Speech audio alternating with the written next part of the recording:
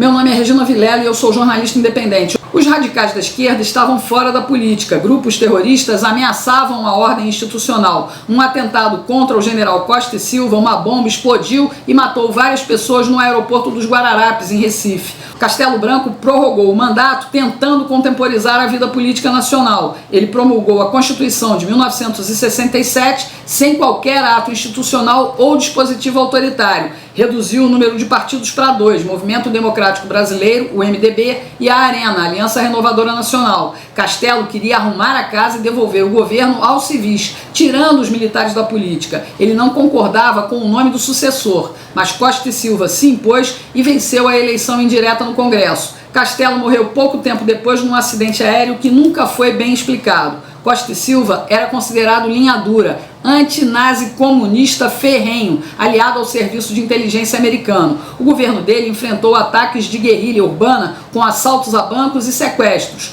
atos terroristas na frente de quartéis. Num deles, uma bomba matou o soldado Mário Cosel Filho. Os comunistas queriam derrubar Costa e Silva para transformar o Brasil numa ditadura do proletariado. Costa e Silva aumentou a repressão com o ato institucional número 5. Fechou o Congresso, cassou mandatos, forçou aposentadorias, demissões sumárias, intervenção em sindicatos, núcleos operários e estudantis, além de impor julgamento de civis pela justiça militar. No final da década de 1960, Costa e Silva quis aliviar a pressão e tentou fazer uma reforma política. A ideia era acabar com o AI-5 através de uma emenda constitucional. Ele iria promulgar a mudança no 7 de setembro, mas, estranhamente, ele teve um AVC na semana anterior. Como não queriam que o vice-presidente, o civil Pedro Aleixo, assumisse, os ministros militares estabeleceram a segunda junta militar. A junta indicou o general Emílio Garrastazu Médici, também eleito pelo Colégio Eleitoral no Congresso. Médici foi tenentista, só que antes de assumir a presidência, ele determinou a abertura do Congresso. O governo combatia terroristas, mas não caçou nenhum político. E olha que o AI-5 ainda estava valendo. O país viveu um milagre brasileiro na economia. Médici implantou o Plano de Integração Nacional com a construção da Transamazônica, Ponte Rio-Niterói e várias BRs.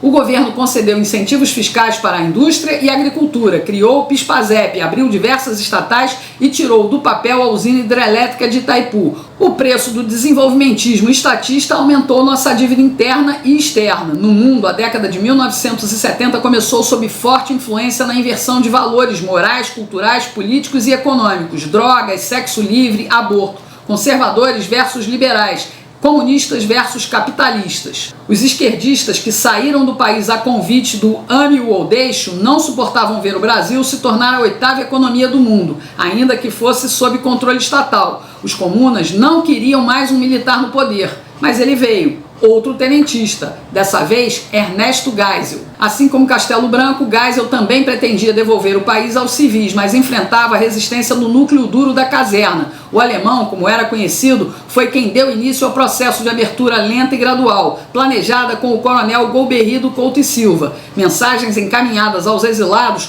ofereciam novos passaportes. Brizola, exilado em Nova York, por que não foi para Cuba, né? Recusou a oferta, teve medo, sempre foi covarde. A crise mundial do petróleo afetou a economia desenvolvimentista. A classe média, influenciada pela classe artística e intelectual, passou a crer que o país estava mesmo sob uma ditadura cruel e sanguinária. Imagina, Geisel rompeu um acordo de décadas com os Estados Unidos, se aproximou da República Popular da China, reconheceu a independência de Angola, instaurada por comunistas, fez acordo nuclear com a Alemanha para a construção das usinas de Angra, mais endividamento e crise econômica. Geisel revogou o AI-5, bateu de frente com oficiais linha dura como Silvio Frota e Newton Cruz, que não queriam o país nas mãos de comunistas. Geisel e Golbery escolheram a dedo quem faria o serviço: João Batista Figueiredo, fiel e disciplinado, subserviente ao alemão. Figueiredo não gostava de política. Lembranças da luta do pai, general Euclides de Figueiredo, contra o ditador Getúlio Vargas, que o levou à prisão e depois ao exílio. Geisel sabia que, sem questionar, Figueiredo cumpriria a ordem de fazer a abertura política ampla, geral e irrestrita. Militares insatisfeitos ainda tentaram nos salvar, provocando atentados no Rio Centro e na sede da OAB, no Rio de Janeiro. Mas Figueiredo abriu as portas do inferno. Os exilados, inclusive terroristas e assassinos, voltaram. Nesse mesmo período, um operário começava a ser forjado como líder sindical. Nossa esquerda aprendeu a agir sem pressa, engoliu a derrota da emenda das eleições diretas e se uniu em torno de Tancredo Neves, mais um getulista dissimulado e corrupto. O político mineiro não cuidava da saúde nem gostava de médicos. Venceu a disputa contra Paulo Maluf no colégio eleitoral, mas não tomou posse porque teve uma crise de diverticulite, nó nas tripas. Depois de 7 cirurgias, morreu. Os políticos seguraram a notícia até o dia 21 de abril, feriado de Tiradentes, com o propósito de manipular a esperança e a emoção dos brasileiros que apostavam em Tancredo e na nova república. A faixa presidencial caiu no colo do intelectual Coroné, dono do Maranhão, e adesista José Sarney. Aturamos o bigode por 5 anos e devemos a ele a convocação da Assembleia Nacional Constituinte, que nos deu essa porcaria de Constituição. Elegemos um bando de esquerdistas para criar uma carta magna parlamentarista que finge ser presidencialista. Nos anos 1980, a esquerda dominava completamente a cultura, a mídia e a educação. Dessa vez, sem ações clandestinas e sem o menor pudor. Manipulação total para a ideologização da juventude. A banalização do ensino nos transformou em idiotas úteis. A imprensa e a televisão moldaram o nosso comportamento. Sem perceber, Deus, pátria e família deram lugar ao Estado laico, à justiça social, aos direitos humanos e ao politicamente correto. Na primeira eleição direta, tivemos de escolher entre Lula, o sapo barbudo, e Collor, o caçador de marajás. Pobre Brasil! Qualquer um dos dois nos levaria para o abismo, mas preferimos sofrer com Collor. Ele destruiu a economia com um plano mirabolante contra a inflação, mas também abriu portos para produtos estrangeiros. Desagradou tanta gente com seu grupo de corruptos que teve a honra de ser o primeiro presidente a sofrer um impeachment no Brasil. O vice, um simplório político mineiro, Itamar Franco, abriu o caminho para a eleição de Fernando Henrique Cardoso. Ele aproveitou o sucesso do Plano Real, que estabilizou a moeda e derrubou a hiperinflação. Os sociais-democratas finalmente estavam no poder, esquerda limpinha. E entre privatizações e escândalos de corrupção, FHC comprou a emenda da reeleição e mais 4 anos para entregar o país nas mãos do sindicalista semi-analfabeto adestrado pelo socialismo. Com Lula, Zé Dirceu, os 40 ladrões, um congresso venal e uma justiça aparelhada, tivemos 8 anos de roubalheira descarada. Mesmo assim, insistimos no erro. Compramos o poste de Lula, Dilma Rousseff, a estocadora de vento. Mesmo com a roubalheira comendo solta, ela foi reeleita. Será mesmo?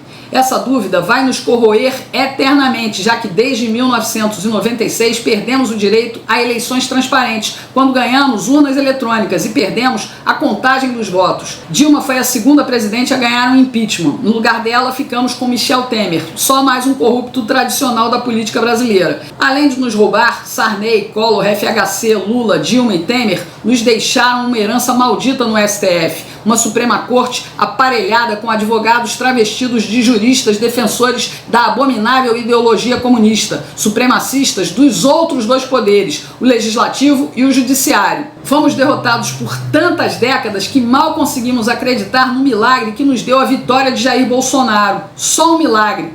Não. Muitos milagres. Só eles explicam a vitória sobre a morte depois da facada, a vitória nas urnas depois de tantas fraudes, a vitória cotidiana sobre as armadilhas dos traidores da pátria, os corruptos de sempre, os mesmos que continuam o serviço sujo para a implantação do comunismo, um regime totalitário que escraviza até a morte. Precisamos apoiar o presidente Bolsonaro, precisamos lutar por nosso direito de votar e saber para quem vai o nosso voto. Eleições com voto impresso, sem que a gente confira os votos. Na mesma hora em que a votação acaba, vai nos jogar de novo no abismo, no esgoto moral, ético e econômico que estávamos antes de Bolsonaro. Eu não quero voltar para lá, então tá na hora da gente lutar.